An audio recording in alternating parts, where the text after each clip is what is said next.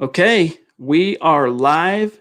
You all know the drill. We got to let the stream breathe here just for a few seconds. Make sure we're live and active across all 5 platforms, nice and stable. Welcome in, everybody, to the Huddle Up podcast, presented as always by Mile High Huddle, powered by Overtime Media. I'm your host, Chad Jensen, and with me this time, not my usual partner in crime on screen, but a partner in crime nonetheless, and definitely a hashtag football priest, producer of the Mile High Huddle podcast. You guys know him. You love him. He is Jon Kronenberg, a.k.a. Buona Beast. John, what's going on, man? It's good to have you on the pod. It's great to be on. I'm very excited to be able to finally speak with you kind of on air. Did it with Nick the other day. Really was an enjoyable experience, but now it's kind of here we are with the Huddle Up pod and with the, some of the normal crew, seeing Terry, some of these guys. It's great to be here and excited to get going. How's your day been? So far, so good, man. I mean, this Ja'Wuan James thing is just, I think I got to give some props. I know there were a few people out there who floated his name, John, as a possibility for the opt-out. And in case you guys missed it, I mean, I'm sure you saw the headline of this stream. In case you missed it, though, Ja'Wuan James notified the Broncos earlier today. And again, this is the prized free agent, right tackle the Broncos paid 18 months ago. But he notified the Broncos early Monday that he is going to opt out of the 2020 season. He then produced a statement that I want to read here on air in just a few minutes. We'll get to all that. But he's out. He has opted out. So that means by the time the 2020 season officially ends, he'll have been 2 years into his career with the Denver Broncos and will have played a grand total of 63 snaps. And, John, that is while bringing in roughly, this is something Bob Morris, MHH's Bob Morris had to correct me on, bringing in roughly a little bit north of $17 million for 63 snaps. So look, I don't begrudge anyone out there who ultimately makes a decision that they feel like is what's best for them and their family. But when you have people in your work environment, and in this case, these guys are football players, so they're coworkers, they're teammates, they're actual football players, they're willing to go in, they're willing to go to bat, they're willing to roll the dice in terms of it's a small risk, relatively speaking, to their age demographic and their relative health. It's a small risk that they're exposing themselves to. In James's case, he's worried he's got an infant son. I believe it's a son, but an infant child. We'll get to that more here in just a few minutes. So I understand that, John, but at the same time, it's really frustrating because I got to give credit to our friend Jedi Joshua.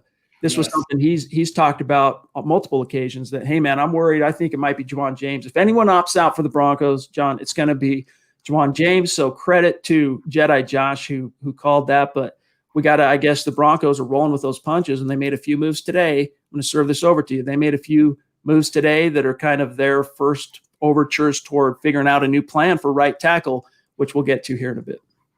Yeah, it's been one of those things where the 63 snaps, it just feels like we didn't get our investments worth. It felt like he went into the process. He was promising some big things when I heard him initially come into Denver, talking about how he was ready, how he was feeling healthy. And it just felt like excuses after excuse after excuse. I don't blame anyone for doing this for their family. He is thinking probably, he has a young child. He doesn't want to get them sick. At the same time, you're leaving out money for your child, for the future, for his children's future. So maybe this is a situation where you rent a nice apartment and you have to do some of those different kind of communications with your family for some time. You have to make sacrifices at some point.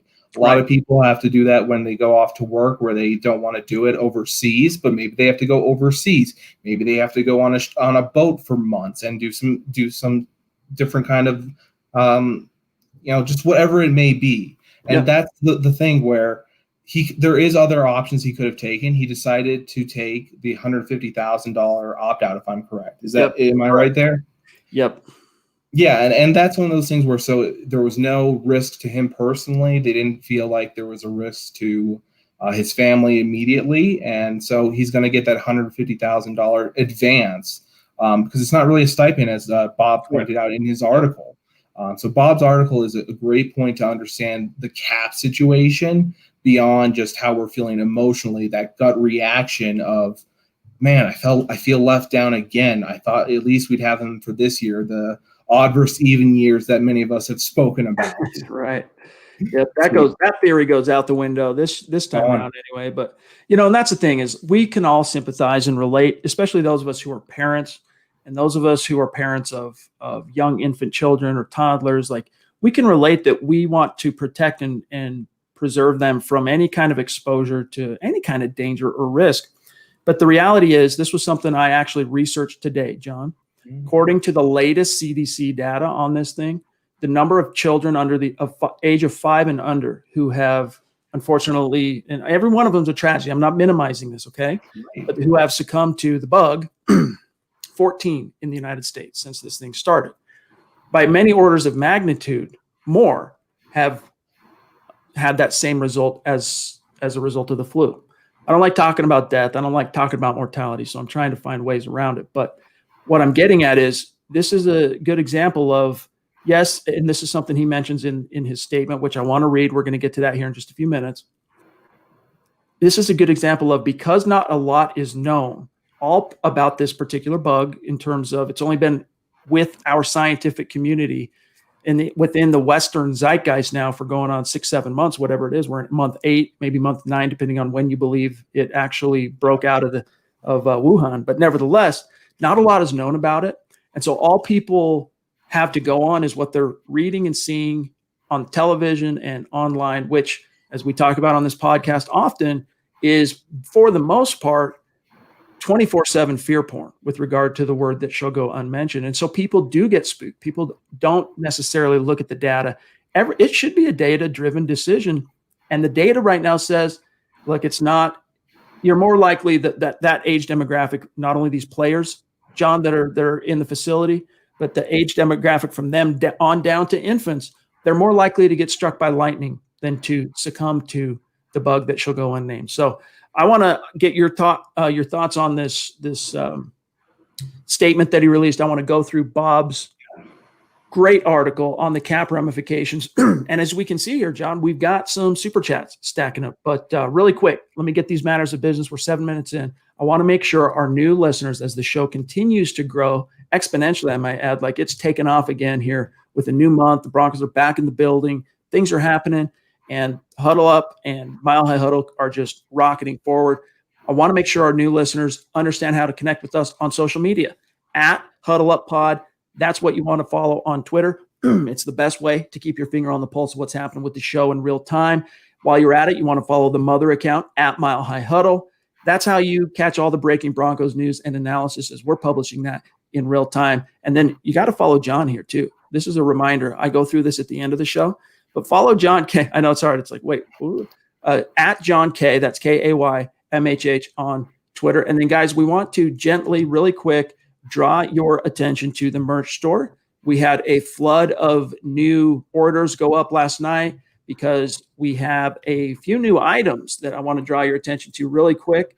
That one in particular, Zach put this design together. And by the way, we wish Zach, it's his birthday today. We wish Zach a happy birthday. He's traveling to spend time with his family, with his folks, and we're going to have him back on Thursday, and we will celebrate his birthday with him belatedly, right? We'll celebrate it then. So happy birthday to Zach when he listens to this. But he designed this shirt. It's the Let 'Em Hate. You got the number 3 on the back. It says locked in, as you can see here, hopefully, and the Huddle Up logo on the back. John, these shirts have been flying off the shelf, so to speak, since we debuted it last night, right before we went live on the podcast. So, guys, this is just this merch store, huddleuppod.com. It's another way to support what we do here at Mile High Huddle. And if you're not in a position to patronize the merch store, it's all good. We're just happy to have you here with us in the stream. But whether you're with us live or listening after the fact as a podcast, each and every one of you can do these 3 things, and it's so helpful to us. The work that John and I and Zach, Nick and Carl and all the guys put into these podcasts and the written content, these 3 things can help to encourage that, continue to encourage that. Make sure you're subscribed, especially on YouTube. Like the video or like that podcast episode, wherever you're listening, and then share it out there, especially that first and third. Those 3 things, oh man, they can really help us continue to grow and reach new listeners and new members of Broncos country, just like you. All right, John. I want to first, and then we'll get the ball rolling. I want to read this statement from Juwan James that he produced immediately after the news broke, and then we'll get some conversation going. I guess probably what I should do first is, since we don't have you running the chat, maybe while I read this, if you want to get super staged. And welcome to everybody who's with us. Sorry, this time we're used to having producer John just focus 100% on the chat stream and keeping things going. And this time we have to both be utility men juggling both things. So bear with us. But I'm going to read this statement real quick, John, and then I want to get your thoughts on this. Yeah, and real quick, I just want to say I purchased my Let Them Hate shirt already as well. It's just one of those things where it was a great design. It was a great concept by Zach, and it was one of those things he's been working on it for a long time. So I was very excited to see it go up on the store, and I think a lot of people you'll enjoy that and repping that whenever you're out for a Broncos celebration. Heck yeah, you're repping the Broncos and you're repping MHH, you're repping the Huddle Up Pod. Check it out if you're in position to. We appreciate it. All right, here's the statement, John. I got to get your thoughts on this. All right, there's 2 segments to it. Here it goes. Quote, after continuous conversation with my family over the past couple of weeks about the NFL figuring out the plan for the 2020 season, I've decided to opt out. It is tough, but the right decision. There's just too much unknown about the virus and about plans handling it going forward. My wife and I were blessed with our newborn son, May 22nd, and he's now my top priority. Although I worked all off season and invested in my body to bounce back and have a great year on the field, it's just not worth risking the health of my loved ones. I've seen the virus, already hospitalized one of my family members, and hope to not have that happen again. We can't live in fear or just confine ourselves just to our homes, but we all have to make the right conscious choices and navigate through day-to-day life to protect our neighbors. To my teammates, I reached out to before making the decision. I appreciate your input and acknowledgement that the man comes first before the football player. All my brothers around the league, I pray for you and your family's safety throughout the season and rest of the pandemic. To the Denver community, now he's talking to you guys here, okay? To the Denver community, these first 2 years weren't what I expected them to be when arriving here. I know you don't know me well, and a false narrative was painted of me last year due to comments made about my injury, but I am invested in this city and my team. I look forward to the future we have here, but in that same breath, I'm even more invested in my family. Everyone make sure to stay positive through these crazy times and enjoy your loved ones. I hope 2021 will be a better year for all of us. Take care of yourselves because ultimately health is wealth. Close quote. John, your gut reaction to that statement? My gut reaction was he didn't need to bring up the narrative of last year. That's the ultimate thing that jumps off the page. We get it. That's how you felt. You felt like you were done. He was done wrong by the Broncos in terms of his injury and how everything was handled.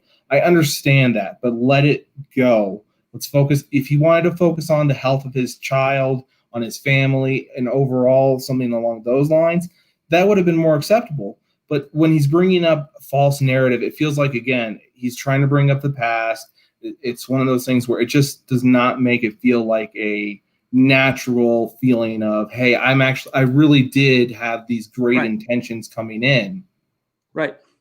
It's like he's hedging. It's like he's posturing, and it's definitely posturing. I mean, this is very much from a PR perspective. This is Juwan James thinking that he can get out in front of this soft reputation that he has developed and it being an injury milker. And for what it's worth, gang, this was a reputation he had developed in 5 years in the league long before he became a Bronco. That's why there was the report that the Miami Dolphins were, quote, laughing at the Broncos when they paid him. At the time, it was a record deal for a right tackle. It was the biggest contract in NFL history the day the Broncos signed him to it for a free agent right tackle that was soon then broken just like a matter of – might have been a few hours or at least a day later, something like that. Anyway, but it was a record deal at the time, unprecedented for a right tackle, and he had that reputation, John, of being – soft, of being an injury milker. And then lo and behold, what happens? He comes to Denver. He does suffer a knee injury. That was real. That did happen in week 1 after 10, 11 snaps on the field, I want to say. And from there is where things get skewampus. I don't necessarily want to rehash the back and forth what Right. he's talking about, for those of you who might be scratching your head about the narrative, he's not just talking about his reputation for being soft. He's talking about how the team postured his injury last year in the court of public opinion, which was basically, I don't have the quotes pulled up right now, but to paraphrase, to boil it down, John, it was basically, look, we are frustrated. We wish we knew why this has taken so long to get him back on the field. You know, he needs to, I think Vic Fangio made some remarks late in the year that he needs to, you know, get his priorities in line or figure out what's most important to him or whatever.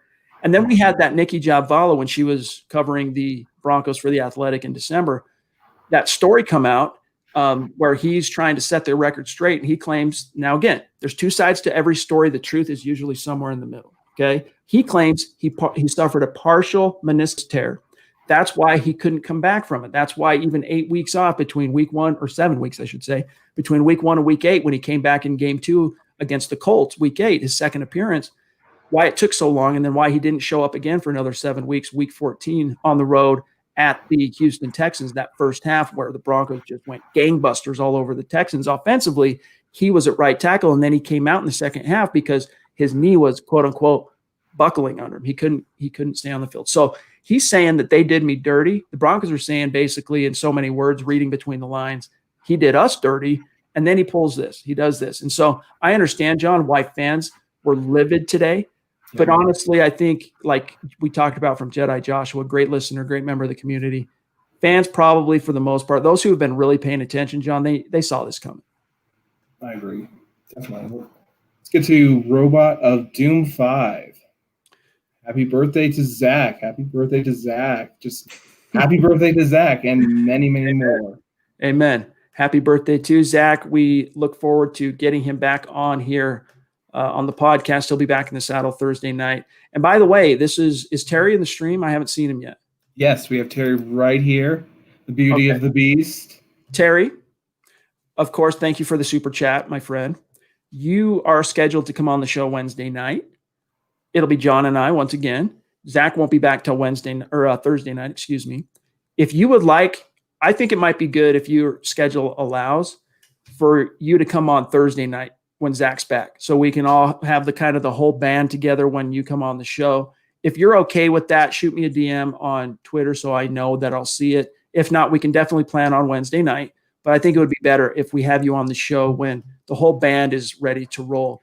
And John, we are, because both of us are in the stream together this time, there's some super chats. It jumped on me. What's the next one? I'm going to grab Stu. I got KP next, so I have a few. Okay.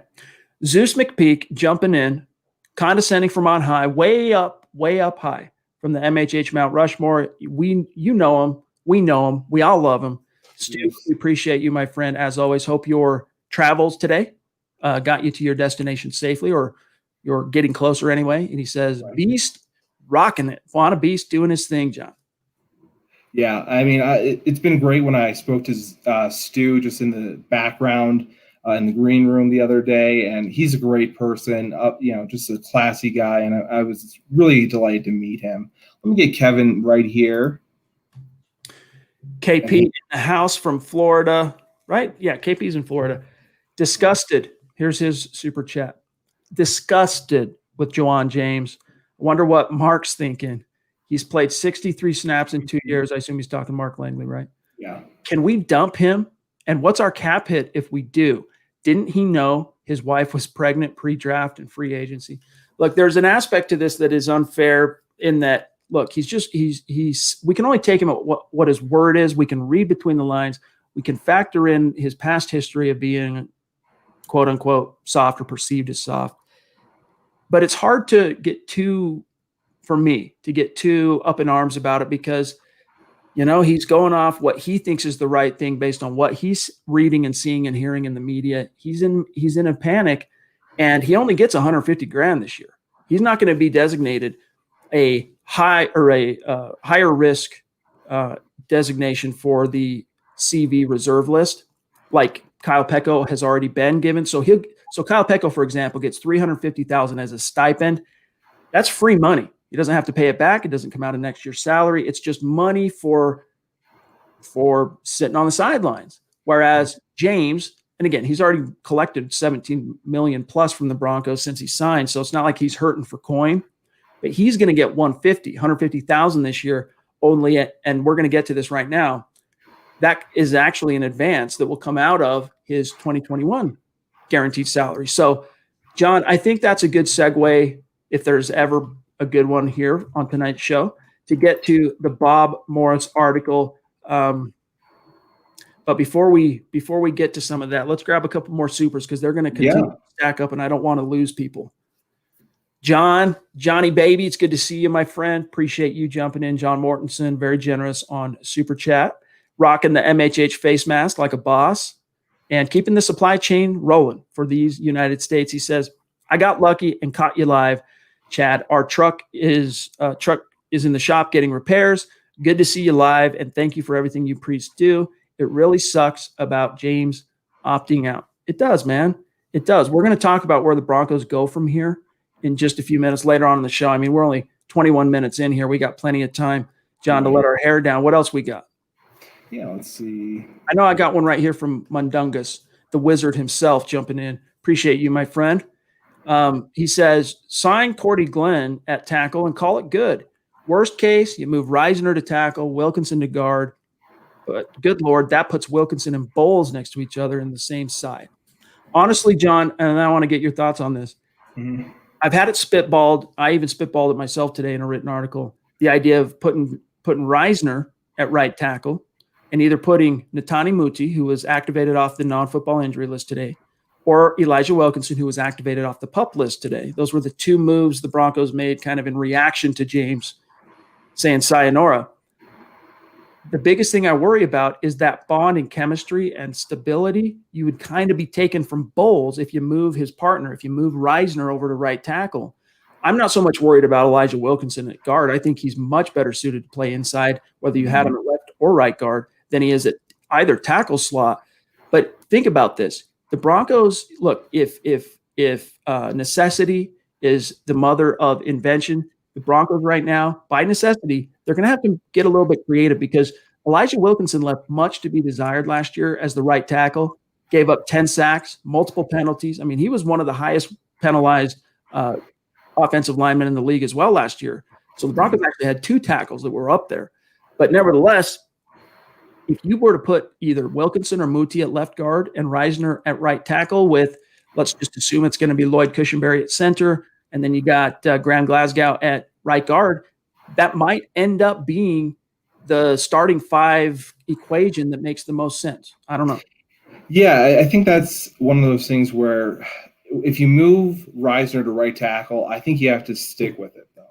I'm not playing this game of them moving him back to left guard next year, and then we'll see what happens in free agency and all those different things. I think if you're going to make the move, you have to stick with the move, and you can put a few players there. I was disappointed that Brian Winters was signed by the Bills because this kind of would have been a good play for that, where you could have plugged in Winters at left guard, had a real starting caliber guard at kind of a lower price tag, and then you could have moved easily Reisner to right tackle. But I do think it's an option. I think it's one of those things where we're going to have to see how Munchak feels about that. And I do worry, again, that coordination together of having Bowles and Reisner be able to pass off blockers together, I'm worried that's not going to develop as well with Wilkinson there. Right. Because I feel like, again, those interior offensive linemen, they're going to gel well together. If it's Cushenberry or Morris, with Glasgow and Reisner on the side of him, it's going to be a great kind of way to help the tackles, I feel, as well, because, again, gives it more room for the right tackle to kind of pass off, and Glasgow can make that jump to the other side and help and assist that right tackle. So interesting perspective. I'm not sure how it would work out totally. But again, I would love to hear what you think about Reisner in terms of his length. Does his length have enough to do with that? Well, if we take a look at, let's do Dalton Reisner, mock draftable. This is the best place to go for seeing where the percentiles fall with regard to their measurements. So with Dalton Reisner, let me make sure I'm interpreting this correctly. So his arm length, that's the question, his wingspan. Unfortunately, it puts him in the 35th percentile. So he doesn't have the longest arms for tackle.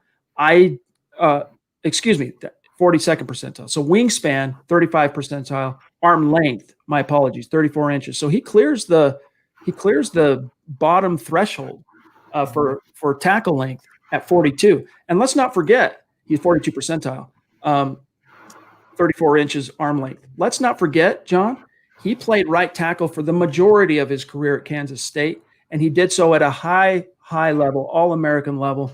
In fact, as I was writing up this story today, reporting on Elijah Wilkinson and Netani Muti coming off their injury list and kind of spitballing these new offensive line equations, how it might work out, I was trying to remember, was it he went his entire senior season without giving up a sack? I think it was his entire senior season and most of his junior year. Did Dalton Risner go at right tackle without relinquishing a single sack? I know as a junior, he only relinquished 3 quarterback pressures as a right tackle. Now, the NFL, it's a far cry and many steps up from where he was, the levels of competition that he was at there consistently at Kansas State. But I honestly wouldn't worry too much about Dalton Risner at right tackle. I really wouldn't, just because he wasn't just solid at right tackle, and clearly and evidently, when you're breaking down the film, watching him, you think to yourself, he's just destined for the inside. He's not cut out for tackle at the next level. You don't think that when you watch his Kansas State tape. That dude was a dominant right tackle. And I think because of what he brings between the ears, we know he's got the measurements. What he brings between the ears and his heart, I think he would thrive wherever you put him, including at right tackle. Now, there might be a little bit of some, growing pains in terms of going back from being in the phone booth inside for a year and a half for the Broncos to going to the outside. But honestly, John, I think right now the Broncos are rolling with their on paper plan of Wilkinson at right tackle, keeping Risner at left guard, Glasgow right guard, and then Cushenberry at center, Bowles at left tackle. If Netani Muti really proves, John, that he can get his health together and he's good to go this year, maybe that equation changes, but I don't think it will, unless all of a sudden the Broncos had a eureka type of moment where they're like, what are we thinking? Let's just put Wilkinson at left guard and Risner at right tackle. Yeah, I agree with you there. And I do feel like there is a lot of left guard potential we have there with Wilkinson, Schlottman. I mean, even if Morris does not work out at center, he can pull over to guard. A lot of different options there too. So moving over to right tackle for Risner isn't the worst idea either by any means. Why don't we get to Kevin here real quick before we get a jump here? Let's do it. Big Kev, back in the house. Appreciate your super as always, buddy. Military men go to war for the future of their children with the possibility of getting killed. What's that say about James? The other thing I think about on this kind of same idea is that how many of you in the United States or anywhere in the Western world, for that matter, have had to go to work because bills don't wait on the Rona. They don't wait for a bug.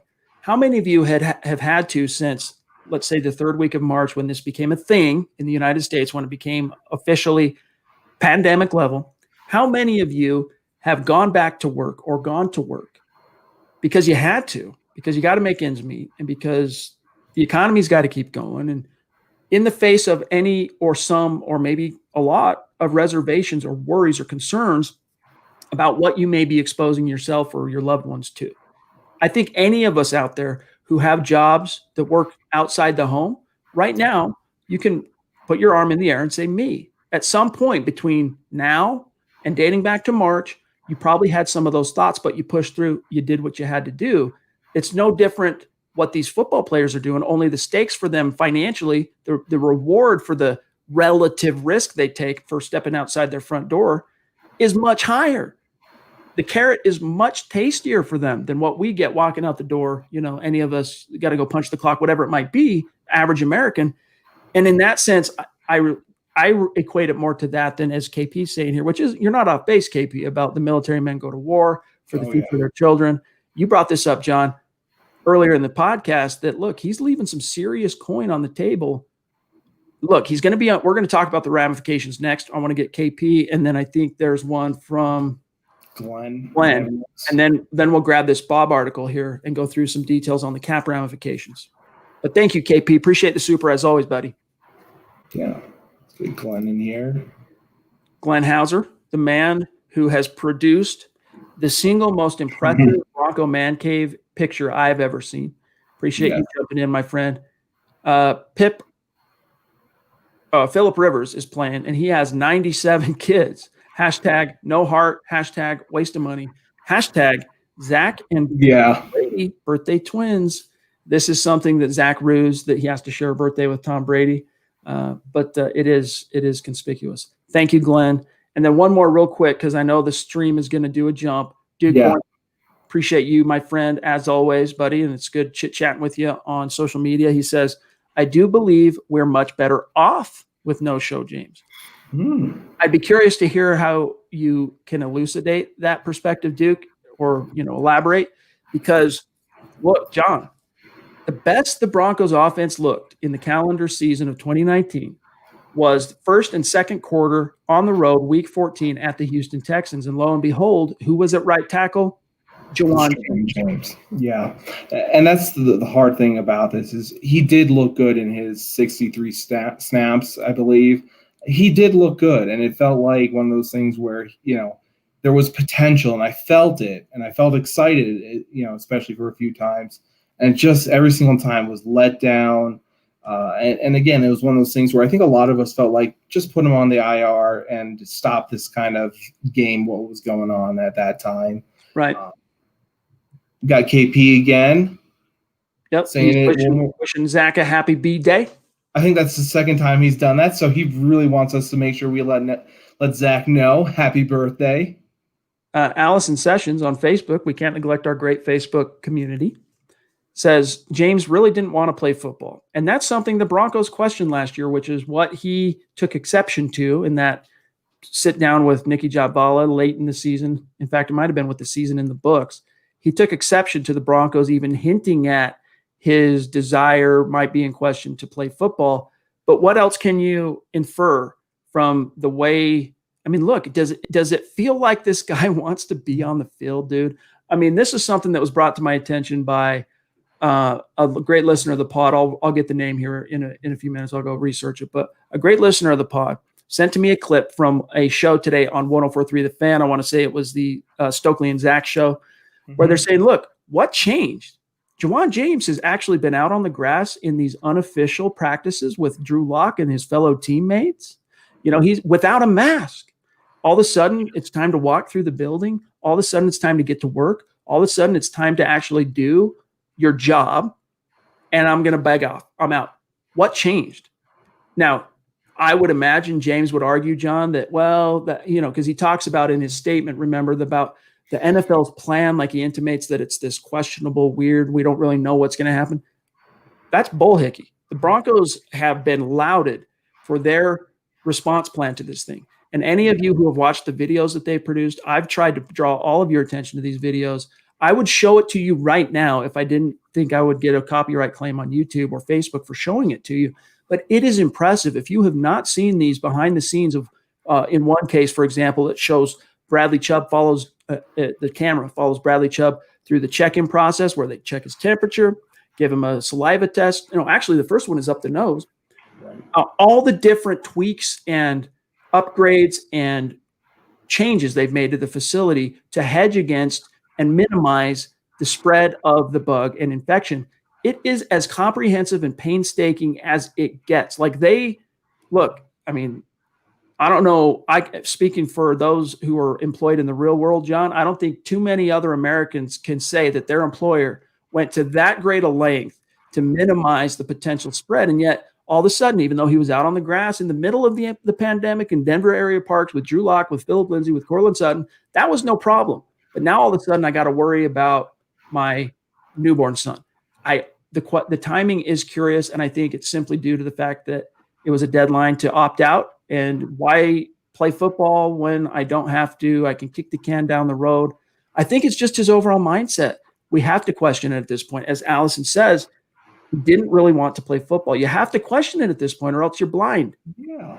It's one of those things where I saw some of those videos. They even have a disinfecting kind of wash spray as you're going onto the field. I mean, they're really going as far as they can to the extreme extents, especially the Broncos. I think they've been one of the more touted teams for what they're doing in terms of how to, curve what's going on with the bug. And I only see good things from the Broncos. I'm not sure, I understand there's concerns, but I see them taking it to the nth degree and making sure everyone is safe. As you see, Beck, they're going to make sure that he is safe before he comes back into that building. It really is something impressive, and a real big shout out to Brittany Boland for achieving that and getting that plan together so quickly in comparison to other organizations. Yep. Yeah, you got to tip your cap to her. I mean, this, if anything, showed extreme competence on her part. This is a woman as an executive, I don't think, and as a potential owner in the future, she exuded extreme competence, which you need in any kind of leadership position. You need competency, among other qualities of leadership and et cetera, but still very encouraging with regard to her prospects of maybe taking the reins over at some point in the not too distant future. David Kilgore, one of our bona fide Super Chat superstars and MHH Mount Rushmore members, jumping in on Super Chat. Appreciate you as always, Dave. He says, happy birthday to Zach. Welcome, Beast. Glad to put a face with the name. What do you guys see Denver doing to replace James? Is it a trade? Is it a free agent? And if it's a trade, who? John, you talked about this, something that James Campbell, great member of the community, mentioned quite a long time ago. But why don't you start on this one for David? Yeah, I think James Campbell talked about it pretty well when he was talking about Riley Reif being an option. He's worked with our offensive coordinator Shermer, sorry. Yep. And again, it's one of those things where he provides some options. Let's say we have him for, I believe it would be 2 years. That gives you the option to play him at right tackle this year. Let's say we finally get back James. The Broncos get James back next year. You can put him over at left tackle if Bowles is on his way out. So it gives you a lot more flexibility with Reif to have that kind of option. But in-house options are Calvin Anderson, who's shown some good promise at least. Yeah, definitely someone to watch out for practice squad if he doesn't make the roster, as well as Quinn Bailey. And then you have Jake Rogers, who did well in filling in duties, I believe, the last 2 games. He played right tackle for us, or for the Broncos. So there's some in-house options. But again, I see it more or less being they're gonna stay pat, and I don't see a move being done right away. Honestly, do you? I really don't. I think you saw their initial surge to, we don't know what their initial plan was for Wilkinson on the PUP list and for Muti on the NFI list, but they immediately dispensed with that and activated them both. Now, that doesn't mean they're going to rush them out onto the field, because until whatever it is, I want to say it's the 14th of August. I might be getting the date wrong, but basically the next 2+ weeks still. They're mostly focusing on conditioning. Although they are going out on the grass, they are doing some stuff at walkthrough speeds, okay? But when it comes – so they got time to do Wilkinson and Muti to kind of continue to heal up and make sure that they're good to go. But when they start getting out on the grass and running 11-on-11 and 7-on-7, popping a little bit, hitting – they don't do full tackle anymore in NFL training camps. But the offensive linemen and the defensive linemen, they do kind of pop, right? They do collide. So you get that sense of how things are shaping up. And I think that they're going to be good to go in time to participate in that aspect, so the coaches can kind of get a bead on, look, where do they fit? But I still think right now the plan is Wilkinson at right tackle. Muti, they're going to maybe try and microwave his recovery and see if they can't keep him on the roster, because if Wilkinson ends up being – look, his effort was commendable. Like, he got put into a really tough situation as a career, at least at the NFL level, career guard. He played tackle at Connecticut. Was it Connecticut? UConn. Yeah, Connecticut. Right? Yes. But at the NFL level, inside guy, he did a good job kicking outside all of a sudden in terms of his effort to replace James. 12 starts in his absence last year. But again, it was the production. He lacks the foot speed. He lacks the twitchiness. to handle explosive speed rushers off the edge. 10 sacks he relinquished. He was credited with giving up double-digit sacks last season in 12 starts. Not a full season, 12 starts. And so that's to say nothing of the holding penalties, because sometimes these guys, when they get beaten handily, it's either hold this dude and take the yellow laundry, or my quarterback's going to get killed. And that's a decision they have to make sometimes. In his case, he made it way too often. Now, he's lucky that he had a recidivist on the level of Garrett Bowles, drawing that yellow laundry as often as he did last year to take some of that focus off of Wilkinson. But I think the Broncos would be fooling themselves to think, look, we got it figured out. We'll just plug Wilkinson back in at right tackle, make some accommodations for the depth and figure it's either him at right tackle, moving Reisner over, or an outside addition. And outside of Cordy Glenn, there's no one really available on the free agent market, John, that speaks to me. In fact, that's a good segue real quick. Yeah. Baldwin, by the way, was he going to play more than 6 games? That's an excellent point. Your guess is as good as ours on that in terms of, the theory is even years is when James has the good fortune from the injury bug. But we'll never be able to test that theory, at least not this year anyway. But, John, I want to bring up this poll you ran today. Let me give our audience a quick visual so you guys can see what we're talking about here. And his question, who would you like to sign to replace Juwan James this season? If it is someone else, leave a comment. He had Elijah Wilkinson, Cordy Glenn as a free agent, DeMar Dotson, also a free agent, Jared Veldheer, a free agent. Now, everyone knows who Jared Veldheer is. At this point, everyone should at least have a surface level understanding of Cordy Glenn. DeMar Dotson is more unproven. And then some of the names we'll get to here in a second that fans put in. But it was 36%, John, swinging for Cordy Glenn. What do you make of that? I make of it that people value what he did before last year with Cincinnati. They value what he did as a Buffalo Bill. And I think that, again, similar to Riley Reif, he has the ability to play right tackle and then maybe be moved over to left tackle in certain situations. So, again, if this isn't one of those deals where you can just get a one-year deal done, well, maybe for 2 years it's not the worst thing to have someone who can be able to play both sides of right tackle and left tackle. There was some, it was interesting. A lot of people I thought were actually interested in Dotson. They just want to see a workout with him, though. I mean, he's getting up there in age. He did some really good things with Tampa Bay in terms of pass blocking. It's just a matter of, does he still have that ability to take a step back and have that big, kickback step to be able to reach out to those faster edge rushers? Right. For what it's worth, here's what Carl Dummler, co-host of the Building the Broncos podcast, big-time draft guy.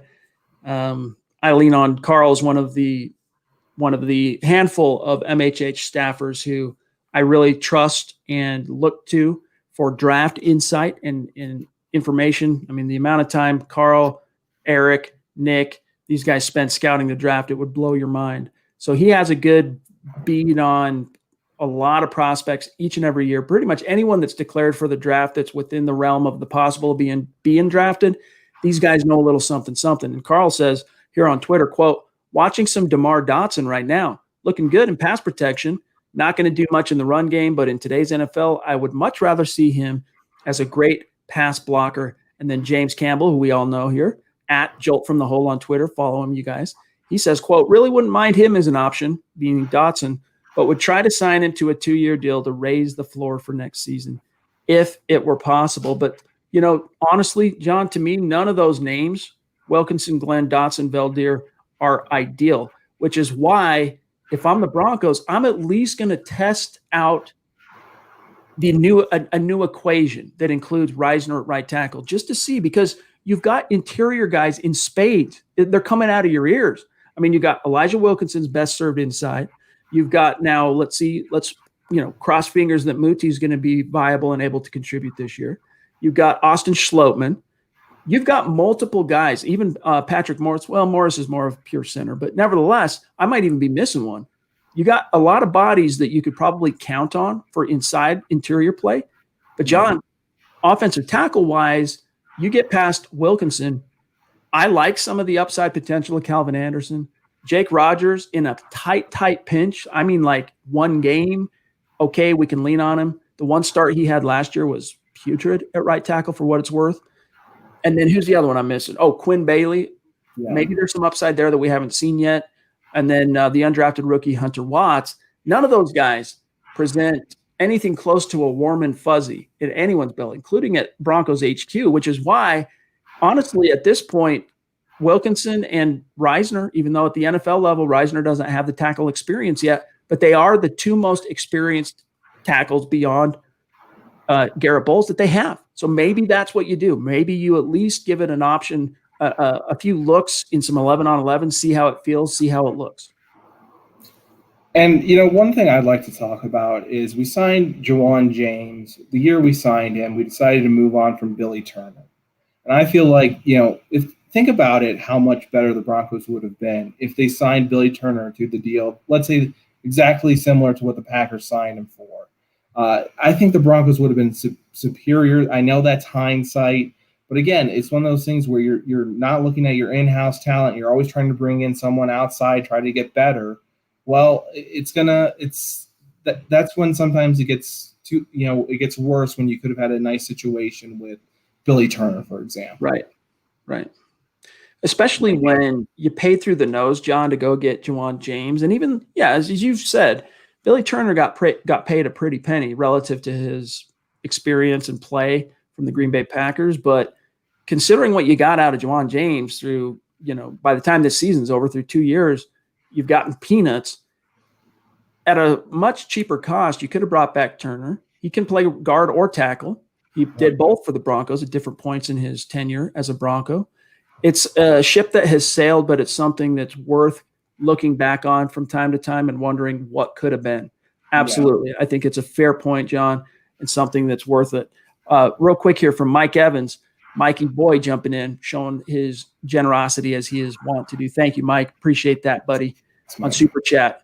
He says, I'm still mad about James. So will we pick up a corner or a tackle in the first round of next year's draft? John, I guess it depends on what happens this year with, do any of these young corners emerge for the Broncos? I think at least one will. That gives you 3 solid guys, if one does, in Callahan, Bouye, and just whoever that one ends up being. We'll see. I think the most imminent threat at this stage is tackle, just to be frank with you. So it wouldn't surprise me if they go tackle in the first round, but let's just hope if that's how it shakes out next year, they do a little bit more due diligence in terms of, picking the right guy that's not only got the measurables and the talent, but what it takes between the years. Exactly. And I agree with that. It's more of a tackle first at this point. And we'll see who develops. We still have Michael O. We'll see what he's able to do. And Bosby, we'll see if we sign him again. So we have a lot of options still there at corner, I feel. All right. Should we get to Bob's article? Let's get to Bob's real quick, and then we'll wrap up with some supers. I think we're pretty caught up on there's several supers we got to get to, but I'm not worried about losing them in the stream. So let's grab this article real quick. You guys can read along with MHH, hashtag read along with MHH. All right. So Bob is our go-to cap guy. In fact, today, God bless him, several times he DM'd or emailed me to correct me on a few things I was saying / reporting, including I had misread something that it was $27 million signing bonus that Ja'Wuan James got when he signed back in March of 2019. It was actually $12 million to sign plus about $5 million in fully guaranteed salary last year. So all in, he made about $17 million for 63 snaps. So it's a market difference though, 27 to 17. And I'm just glad to have a guy like Bob who understands nuts and bolts and can get down into the kind of the details. But I'm going to go ahead and quote this whole section. So bear with me for a second, guys. Let's do some hashtag reading with MHH here. What this means for James. All right.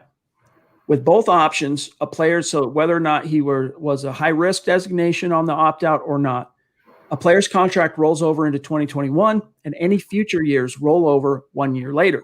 The high-risk option, though, allows a player to receive an accrued season toward free agency, while the voluntary opt-out does not. He's not going to get the high risk, so he's a voluntary opt-out. For James, this is not really a big deal because he has enough accrued seasons already to be an unrestricted free agent when his current deal expires. There's another benefit to him taking the opt-out, but it's important to understand how it really works. First, James had $10 million in fully guaranteed base salary in 2020. So the Broncos were going to have to pay him that money regardless of other circumstances.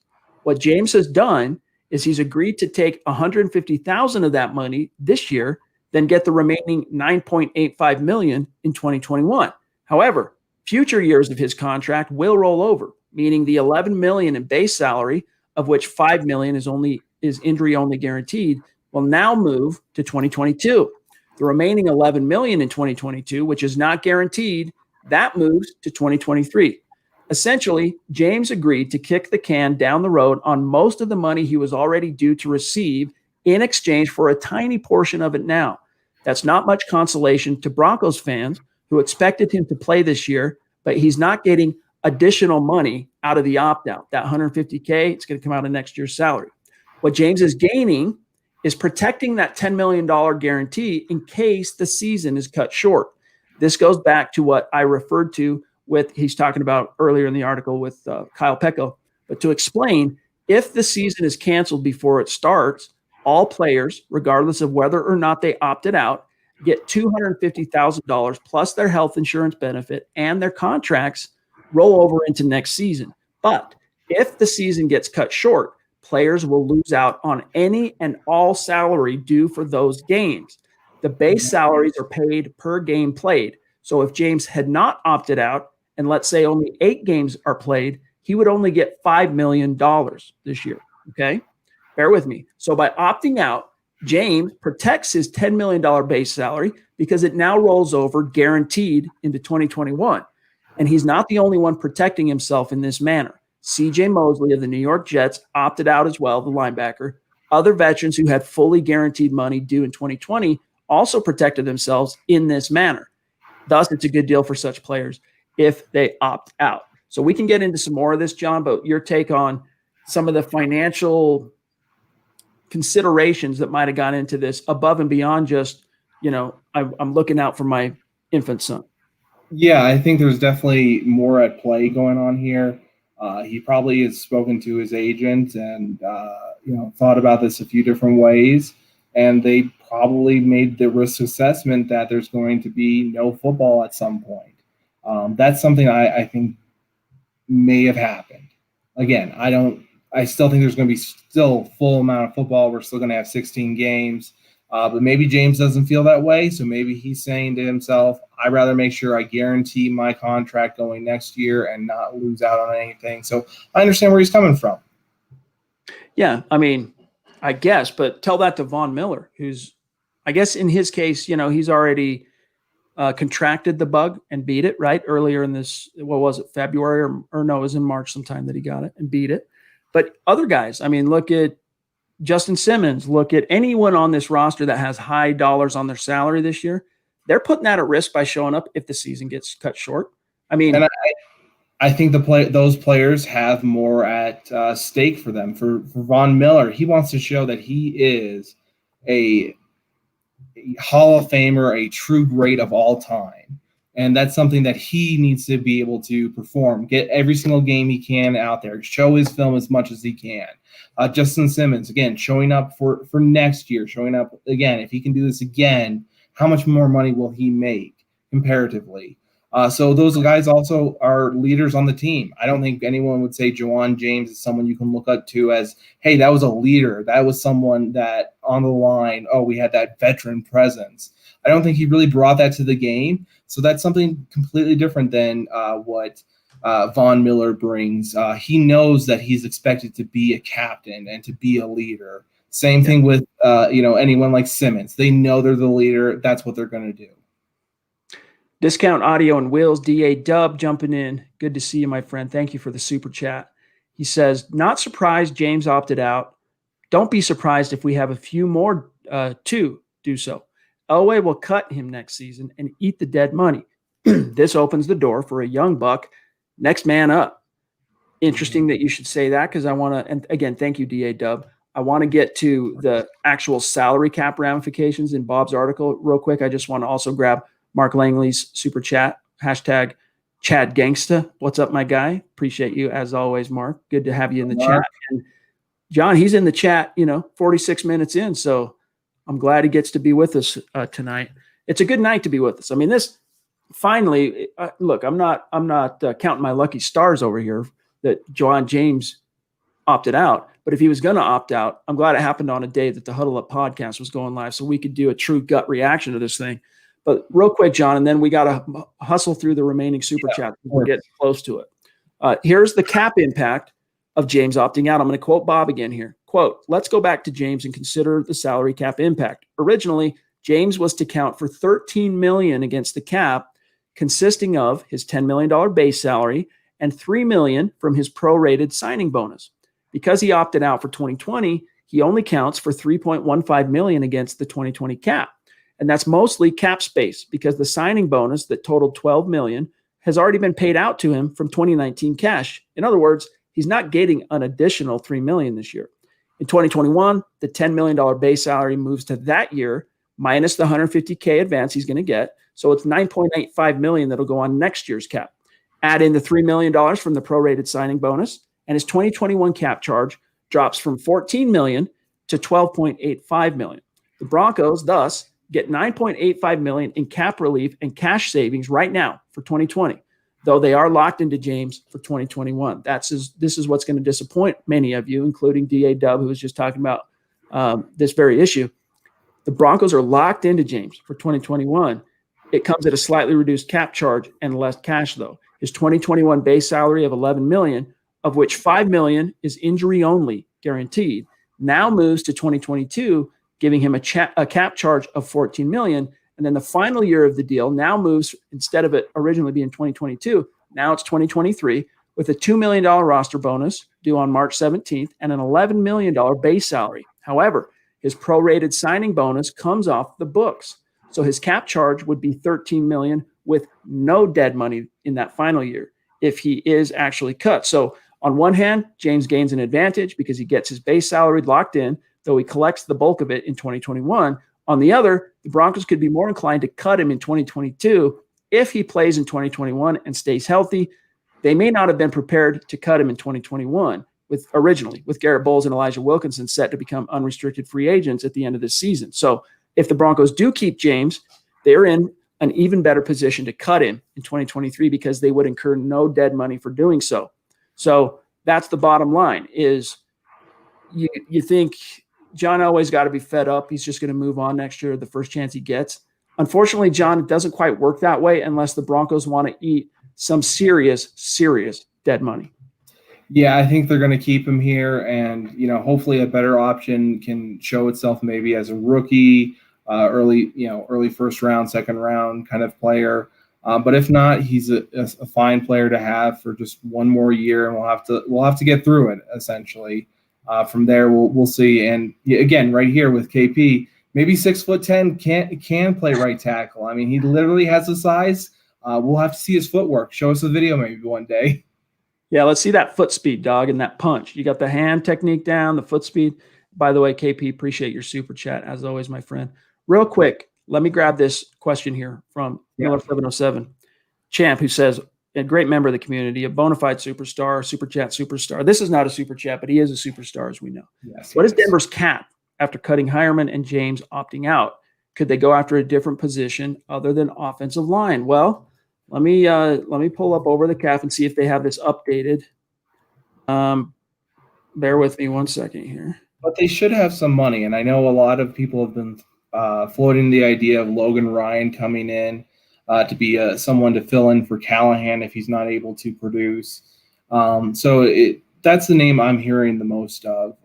And again, people seem to be comfortable with that. If we can get him at 6 to 9, maybe.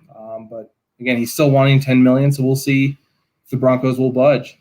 So currently it shows team cap space. This is counting Hireman, okay, but it doesn't count James opt out. It shows them at $20.3 million in cap space. You add the 9.8 of Juwan James cap space that's going to free up this year, and that'll put them close to over 30 million in cap space. But you guys got to remember, revenues are going to be down this year. The season's going to happen. Okay. But revenues will be down because fans in the stands, even if it ends up being allowed, it's going to be at a significantly curtailed fraction of what the normal capacity is for these stadiums. And so revenue is going to hurt.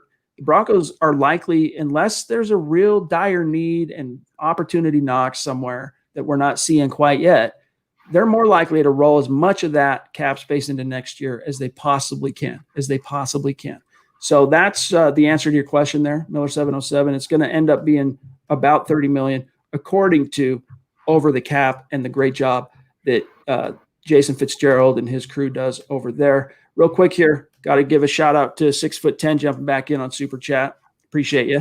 He says, "Get me some gear. Hashtag quack quack. Hashtag Buana Beast rocks." Thank you so much, 6'10". I really do appreciate that. We'll have to see how that works out on down the line. We got Mark Langley jumping back in, just showing some showing some love. He says, "This is for Chad." Oh, hi, John. Hey. Extremely generous, Mark. We love you, bro. That reminds me of have you guys seen that movie, The Disaster Artist, with James Franco? If you haven't seen it, it's like it's a true story. I heard it's really weird and out there. Very weird, but his character, it's basically I'm not going to try and explain it, but he has a character that says in a weird accent, "Oh, hi, Mark." And in this case, it's Mark saying, "Oh, hi, John." And it just reminded me of that when I actually read it. So if you've seen that right now, you're nodding your head along with me. If you haven't, you're going, "What orange and blue kind of crack is Chad smoking right now?" All right. We are over the 1 hour point. So we've got to really work to get this wound down, unfortunately. So let me move along here and grab Mundungus, the Wiz himself, jumping back in. Appreciate you, bro. He says, "If we move Reisner to right tackle and the best option is to leave him there, the big question becomes, do you believe that Reisner is better at right tackle than he is at left guard?" That is the question. And if at that point he proves himself to be competent as a right tackle, the question almost doesn't matter. Is he better at left guard? Because the Broncos have just been cursed at right tackle. Any level of competency at the right tackle position, regardless of who it comes from, is a blessing from on high from the football gods.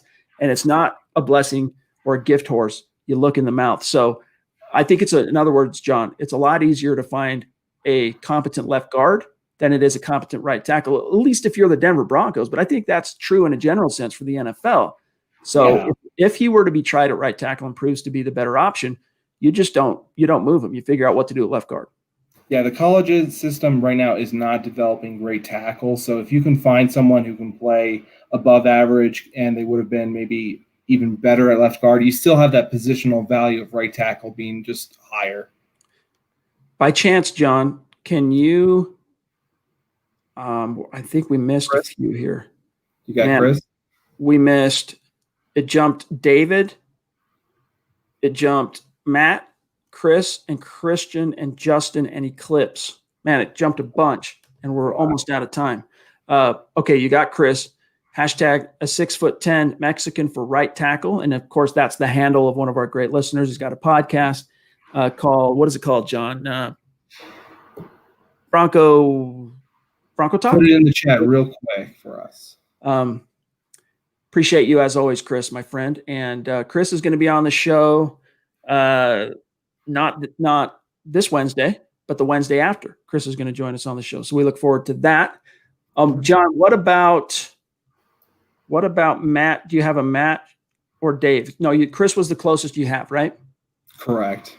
All right, bear with me one sec, guys. I hate to do this. We're going to have to do it the hard way, putting these in manually. We're happy to do it in terms of it's better than ignoring our superstars, which we would never do.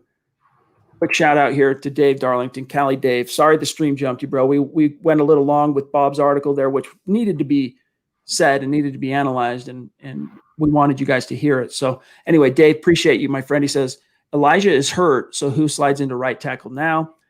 He's hurt right now. I think, honestly, we don't know. We don't know the answer to that. Probably Jake Rogers, unless the Broncos really do decide to get creative and try Reisner over there, which I think they would be remiss, John, to not at least explore that as a possibility. I agree. And at this point, we just need to make sure that position is solid enough. And again, we have the other players like Schlotman, whoever you want to put in there at left guard, who's healthy. That's, again, they have protection from a good center and, Bowles on the left side. A new name I don't recognize on Super Chat anyway. Matt Shibao. I'm sorry if I butchered your last name, my friend, but thank you for the Super Chat. Really appreciate the support. He says, listened many times, but this is the first time live. John, that's happening a lot more and more as we get closer to football. And I think that's because of our fans really quick. That's why I appreciate so much of the organic growth you guys are helping create with those likes. That's right. It means a lot. It really does. That's exactly a result of your organic support. What are your thoughts on moving Reisner over to right tackle and Muti at left guard? I think we've pretty well covered this. Like, in the interest, because we're long, I don't think it's the worst idea. John doesn't either. It's a question of, are the Broncos willing to potentially risk messing with Reisner's momentum as a second-year player, having played 16 games at left guard, and whatever chemistry issues that could potentially create for Garrett Bowles? If they're willing to at least risk that to look and see, I think it would be a worthy pursuit, John. I agree. All right. Do you have Christian? If not, I can put him through, because the next one I have was Mundungus's. So if not, let me just grab him. Terry Randall next and discount. Okay. Yeah, all right. Bear with me one sec, gang. You know how it is. Sometimes we might have these stall moments, but we do not neglect or forsake our Super Chat superstars ever. So we appreciate each and every one of you. Christian, jumping in. Appreciate you, my friend. It was good to see that selfie you sent in, rocking the Huddle Up podcast tank top. He says, and it's, by the way, all those selfies that get sent in to us, we put them on Mile High Huddle Instagram. So make sure when you get your gear, when you get your swag, you send us your selfies. Happy birthday to Mr. Kelberman, says Christian. How many candles are on the cake? I think that's something we should let fans guess. Yeah. And tell Zach personally what you think. I think that's more of a great way to go. I have a ballpark figure. I think it's just barely. Well, I'll let you guys guess, and then Zach can reveal that when he comes back on Thursday. All right, here's Justin jumping in. Justin May, another name I don't recognize on Super Chat. Appreciate you, my friend. Welcome. He says, with James opting out, what are the Broncos' next moves at right tackle, and do you see anybody else opting out this year from the Denver Broncos? That first question, I think we've already addressed quite well, what the plan is at right tackle, or at least in the immediate and the short term. As far as anyone else opting out, John Elway said last Tuesday that he's heard rumblings of other players. Obviously, one of those rumblings you can guarantee that they heard, or he at least spitballed behind closed doors, was Juwan James. I don't think so, but you'll know by Wednesday. They extended the deadline. It was going to be tomorrow, Tuesday, was the original deadline for opt-outs. They, for whatever reason, decided to extend that one more day. I don't understand why they chose to do that, to be honest with you. But there's no one that jumps out to me as a potential risk at this stage beyond Juwan James. If there's anyone, I mean, they would equally come out of nowhere, in my estimation. Yeah, I agree that I don't see anyone jumping off the list saying they want out or anything like that. So no one I would pick up on and have a good feeling about saying they're gonna jump ship. All right, we got Eclipse Stormborn showing some love on Super Chat, and to Zach. Appreciate that. He says, happy birthday, Zach. # state of being. And Eclipse, in case you missed it last night, check out the merch store. We've begun to add some youth, children's, and youth, swag merch on the store. So check that out. And then KP here. We got to grab KP. Jumping back in. Bear with us, gang. Sorry. When we don't have a producer in the background rolling these things, it's just the way it rolls sometimes. Slight delay. But KP, appreciate you, my friend. Philip Lindsay's making $750K. He has a newborn. True. I'm betting he's not going to opt out. # heart is heart. How can you debate that very well, perfectly put Super Chat? Yeah, it almost makes you want to think, hey, let's pay some money up front to get him an extension or something. We have some money to work with, but we're not crossing that line right now. You, as a Broncos fan, you have to be hoping for that, because Lindsay is just the epitome exemplar of what you look for in a Bronco. But it's probably not going to happen. DA Dub, jumping back in. Well, we got this one. We grabbed this one from DA Dub. I think I already grabbed. Yeah, not surprised James opted out. Don't be surprised if we have a few more to do. So yes, we did grab that one. Thank you, DA Dub. All right, Mark Langley, we got that one. KP, 6'10". Mark again. Mundungus. Okay, we're caught up, and then there's just a couple more, and then we do got to get out of here. We're at 10 minutes after almost. So bear with us. Here. He's going to be Thursday. Yep. Okay, so he's good for Thursday. Perfect. We'll plan on that. Just Terry, what'll happen for what it's worth is I will reach out to you day of Thursday and provide you some details of what to expect, how we're going to connect, what you got to do. Just, I used to say to the superstars when they'd come on these segments, if you have a laptop or a tablet, that's best. But honestly, what I found is the best, most consistent so far for the superstars is the phone. So as long as you got your phone and some of these type of headphones that have the mic, you're good to go, my dog. So we look forward to seeing you. Here's a great super chat and point from DA Dub jumping back in. Thanks, my friend. He says, Muti can make things interesting and make the Broncos change around that line and maybe for the best. Stay positive. Next man up. Listen, for what it's worth, Muti, all the draft nicks I talk to, look, draft is not my forte in terms of my expertise. All right, my expertise is in other things with regard to football. Every draft nick I talked to, without exception, believed that Muti was a day 2 caliber guard, if not maybe the best natural guard in this draft class. It's that terrifying injury jacket that he brings to the table that just frightened off NFL teams, and that's why he dropped to the 6th round. If he can, in fact, John, get and stay healthy, you have a 2nd round pick caliber guard to plug in there. Go watch his tape. Go check out. There's not a lot of it because he was injured so often at Fresno State, but go check out this dude's tape. He is, he's a beast. Bully. He's a bully out there on the grass. Yeah, he is. All right. We grabbed Terry. Bear with me one sec here, gang. I hate to rush like this, but Dale, our friend from across the Pacific in that really means a lot of Hawaii, just showing extreme generosity. I mean, John, you hear Zach and I talk about this all the time. We talk about this privately when we're off air, but it just blows us away, the generosity and support we get from our community. And Dale, you have been one of the most generous when it comes to the MHH community, and we just love you, my friend. He says 55 for Chubb. I'm not sure what that means. 55. I mean, we know it's his jersey number, but he says James leaving is a blessing. He doesn't want to play football. You can't keep a stallion off the field in this game we love. So I'd rather have someone like Reisner, who is a bull, showing the horns, pulling hair, and kicking teeth out at right tackle for an inch of turf, which perfectly explains kind of the spitting, tenacious mindset that is Dalton Reisner brings to the gridiron, John. Oh, I agree. And Reisner, again, if you've seen him when he's coming into camp, the players, they feel excited around him. I think he brings just a lot of energy. And I think down the line, he's going to be one of those leaders for that offensive line. Excited to to have him play wherever he plays, whatever the situation is.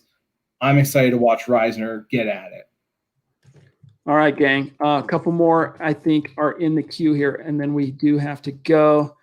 Bear with me one second. And if we didn't get to your comment or question tonight, bear with us, guys. We'll be back Wednesday night, and we will try to get to them then.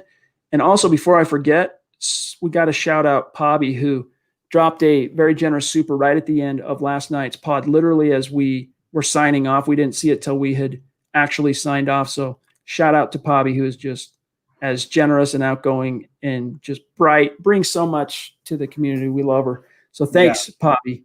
I know she'll be listening. If she's not in the stream now, she'll be listening after the fact. So Eclipse, he did hear that we added some kids merch to the store. Awesome, my friend. All right. Am I missing anybody here? That's who I have as of now. So I think we got everybody. And, all right, guys. It's been a great day. And, it's been fun. Thank you for having me on. John, it's great to talk to you. We'll do it again Wednesday night. It'll be a gas. Who knows? We'll see what there is. I mean, Wednesday, as we just mentioned, is the deadline for the opt-out. Cross your fingers that no other Broncos or key Broncos anyway choose to opt out. And we'll talk to you guys then. In the meantime, make sure you're following the podcast on Twitter at Huddle Up Pod. Also, you want to follow at Mile High Huddle.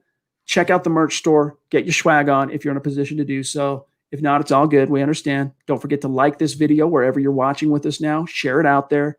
And make sure you're subscribed too. That helps big time. So many, the number has gotten less now in terms of the beginning of the year. It was like 40% of the YouTube viewers were unsubscribed, but they watched every single live stream. That number has dropped because we've been trying to bring it to people's attention to like 25%, but still 25% of people who are dedicated listeners and viewers of this each and every night, they're not subscribed. Subscribe. It helps the channel. It helps the channel big time. So do that. We appreciate you. And then follow John here, the producer of the podcast, fill in guest host, doing Yauman's work at John K. MHH, myself at Chad N. Jensen, and then, of course, Zach Kelberman at Kelberman NFL. Zach, if you're listening after the fact, I know you're traveling right now, so happy birthday to you, my friend. We look forward to celebrating your birthday belated on Thursday night. And John, have a great start to your week, dog. You as well. Take care, and thank you so much. Take care, everyone. All right, guys. We'll talk to you Wednesday night, and then don't forget you got Building the Broncos tomorrow night, 6 o'clock Mountain, 8 p.m. Eastern.